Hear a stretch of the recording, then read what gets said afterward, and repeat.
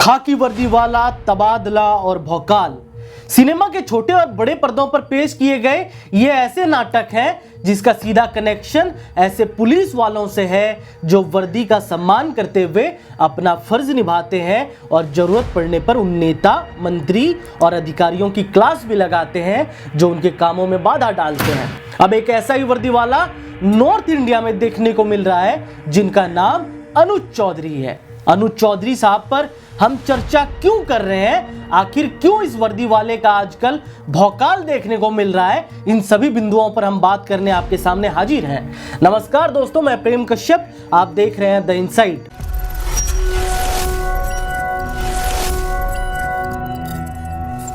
भारत का सबसे बड़ा जनसंख्या वाला राज्य और कभी क्राइम को अपनी छत्र छाया में पालने वाला उत्तर प्रदेश का एक क्षेत्र है संभल।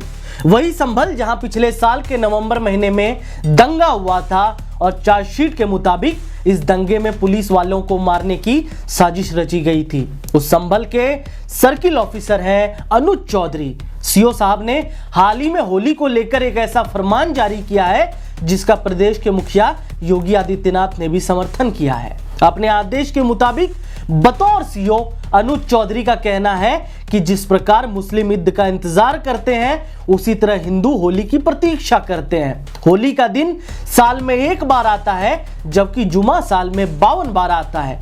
यदि किसी को लगता है होली के रंग से उसका धर्म भ्रष्ट होता है तो वह उस दिन घर से ना निकले। उन्होंने कहा कि अगर कोई घर से निकलता है तो दिल बड़ा होना चाहिए। इस आदेश को एक और जहां मुख्यमंत्री योगी आदित्यनाथ ने इंडिया टुडे कॉन्क्लेव में समर्थन देते हुए उचित बताया तो वहीं अखिलेश की पार्टी के कुछ नेता विरोध करते हुए नजर आए।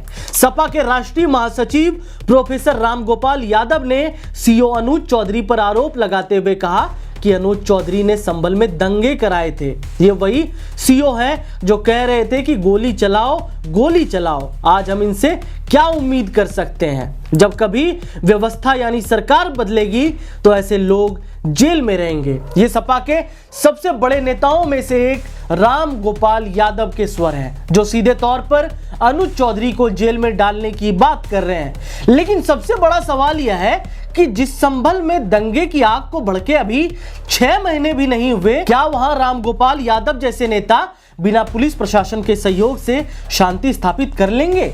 असल में हम यहाँ ये सवाल इसलिए उठा रहे हैं क्योंकि 24 नवंबर 2024 को संभल में जो दंगा हुआ था उसके पीछे की वजह वहां रह रहे लोग नहीं बल्कि कुछ कट्टरपंथी सोच थी जो मंदिर और मस्जिद के नाम पर इतने अंधे हो चुके थे कि उन्होंने पुलिस वालों पर ही पत्थरबाजी करनी शुरू कर दी और इसका खामियाजा आज पूरे संभल के लोग उठा रहे हैं। ऐसा नहीं है कि सीओ अनुज चौधरी के आदेश से ही मुस्लिम समाज को दिक्कत हो रही है, बल्कि मुस्लिम समाज इस फरमान को स्वीकारते हुए संभल में कानून व्यवस्था को मजबूत करने में मदद करते हुए नजर भी आ रहे हैं। इसका झलक हमें बरेली स्थित ऑल इंडिया मुस्लिम जमात के मौलाना शहाबुद्दीन रजवी की अपील से देखने को मिलती है, जिसमें वे मुस्लिम समाज से अपील कर रहे हैं कि वो इलाके जहां पर मिली जुली आबादी है उन इलाकों की मस्जिदों में जुमे की नमाज का समय 2:30 बजे रख लें ताकि हिंदू समाज सुबह से आराम से होली खेल सके। वहीं जो मुस्लिम बहुल इलाके हैं वहां मस्जिदों में नमाज का समय बदलने की जरूरत नहीं है। हर शहर के उलेमा और इमाम हजरात इन बातों पर खास तौर पर ध्यान दें।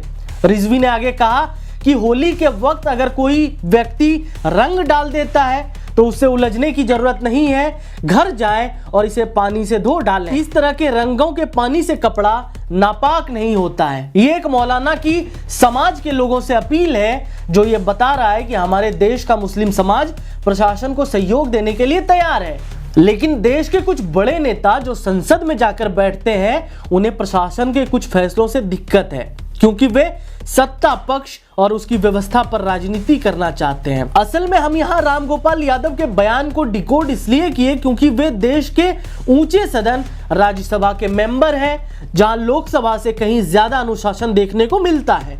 लेकिन सपा महासचिव के ये बयान एक बार फिर से ये साबित कर रहे हैं कि भारत में जनता की सुरक्षा की जिम्मेदारी पुलिस वालों के हवाले भले ही हो, लेकिन राजनीति में खुद को 30 मार खा समझने वाले लोग इन पुलिस वालों को कोई अहमियत नहीं देते हैं।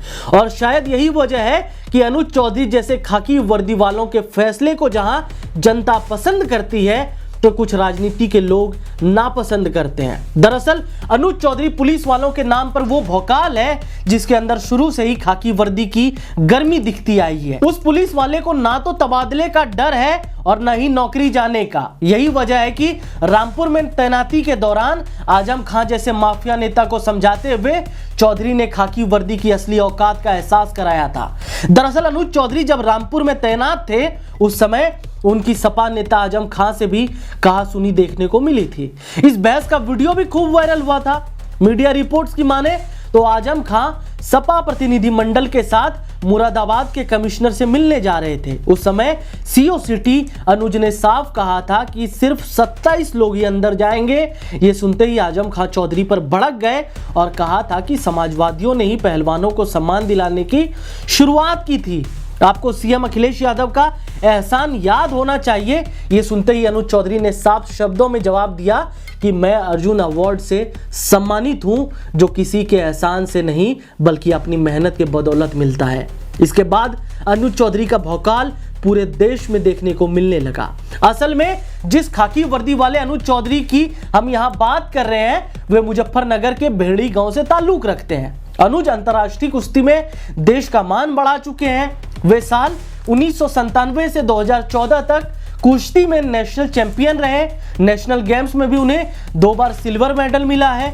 इसके अलावा 2005 में उन्हें अर्जुन अवार्ड से भी सम्मानित किया गया है। अंतर्राष्ट्रीय पदक की बात करें तो अनुज के खाते में एशियाई चैंपियनशिप में 2 कांस्य पदक हैं। ये उपलब्धि उन्होंने 2005 में वुहान में और उसके 4 साल बाद पटाया में हासिल की थी।